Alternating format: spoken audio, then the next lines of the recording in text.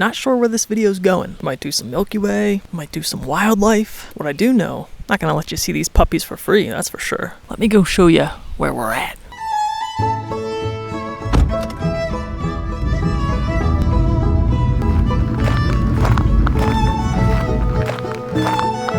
Black Moshannon State Park.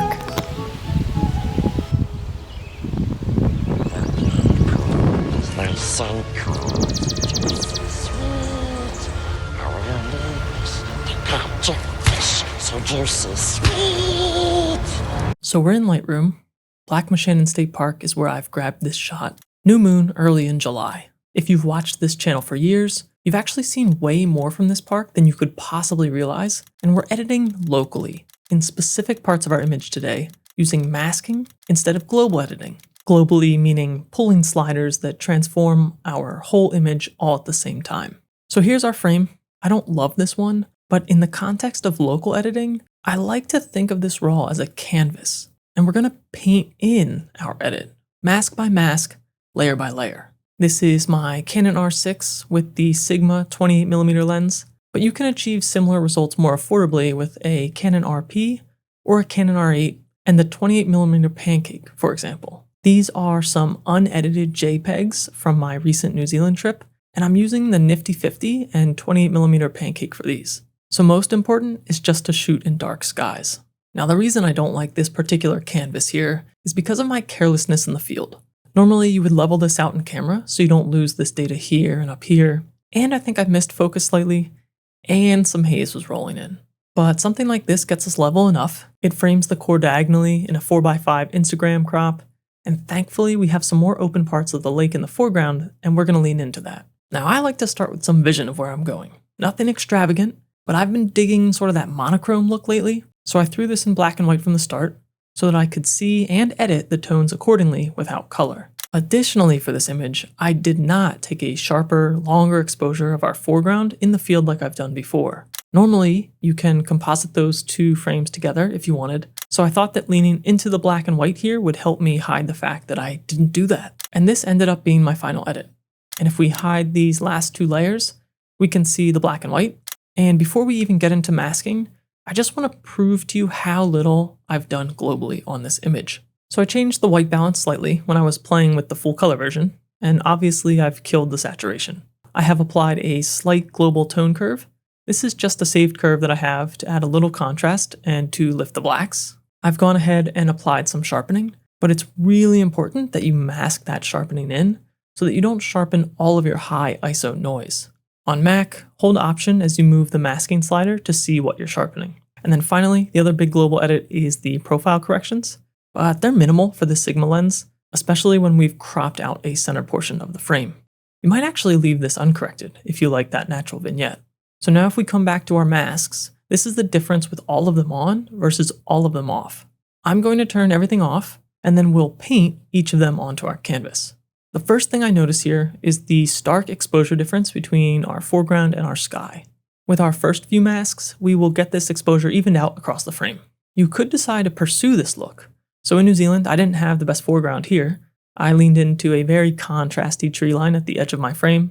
If we bring this up a few stops and crop 9:16, and if we've happened to shoot a series of these images all together, then all of a sudden we have ourselves something to post for short form. Totally legit choice, but I don't want to lean into that contrasty look here. So let's toggle the first mask. I'm pressing O on my keyboard. That'll show us the affected masking area. I'm using a linear gradient to affect the top half of the image with a specific tone curve. There's nothing else going on here. I've just grabbed a few targeted tones, and you can see where these lie on the curve as you hover. I've selected control points in the dark, the mid, and the bright areas of the curve, and I've adjusted those to create local contrast. And because this is a tone curve within the linear gradient mask, we're not affecting our foreground with this change. Not only do we gradually darken the sky, but our core is popping a bit already. Next, I want to brighten up the foreground. Mask 2 looks like a linear gradient, but I've subtracted the sky. And I can't stress this enough, adding and subtracting masks is how you get to some pretty complex adjustments without needing to open Photoshop. It takes some practice to think through how to target more complex areas, but between all of these individual tools, you can start to do a lot of damage. In this mask, I've bumped up the exposure and the shadows. And then I've done this again in mask 3. this time only adjusting shadows with a linear gradient so that the effect is heavier on the bottom edge than it is by the tree line. Mask 2 and Mask 3 are fairly similar in what they're doing. They brighten our foreground, but I use this technique and I see others use it a lot. Basically, you want to layer multiple masks in a way that you can make one more intense adjustment and then layer a broader yet subtler adjustment over top. And this is a good way to blend. So I brightened exposure and shadows up in this area constrained up to the skyline, then just one more lift of the shadows slightly beyond.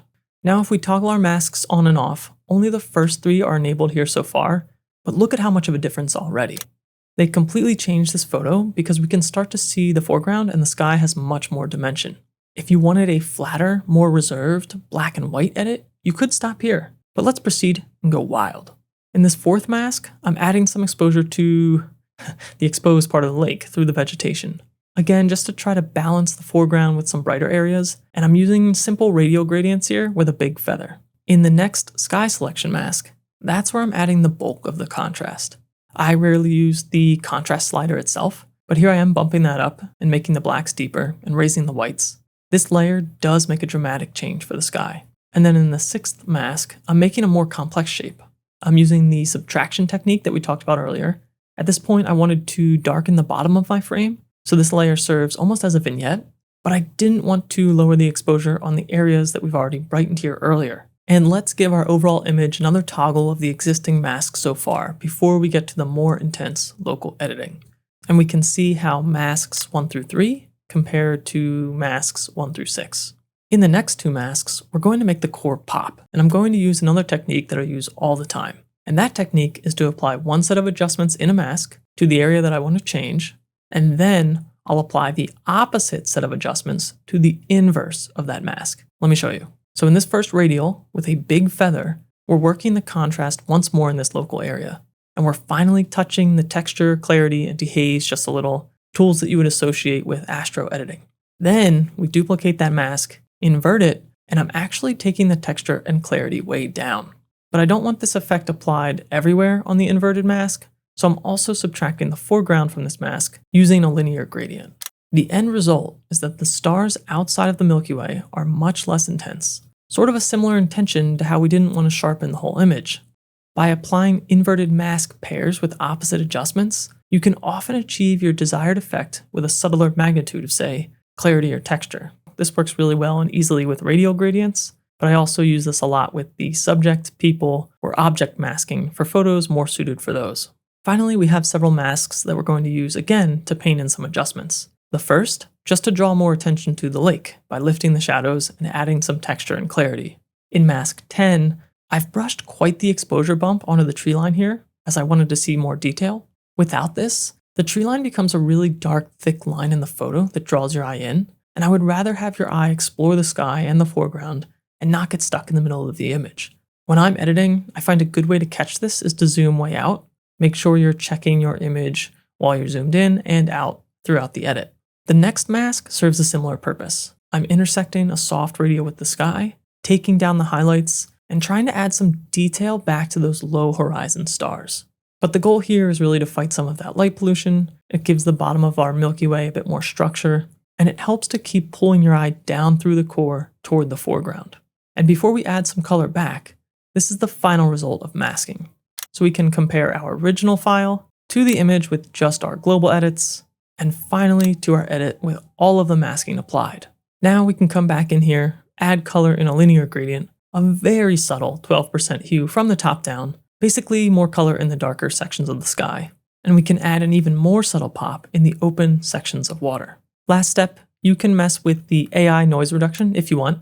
This version has a subtle dose of it, but it's easy to overdo it with stars. In the field whenever possible, I would recommend shooting 8 to 16 exposures of this shot, all in the same place. That way you can do some more advanced denoising techniques later if you end up wanting to pursue that. If this is helpful, let me know, and check out my New Zealand videos to see some more recent astro. Guys, I'm coming back for it. I'm coming back for it. Are you crazy? I'm not gonna leave my fucking hammock.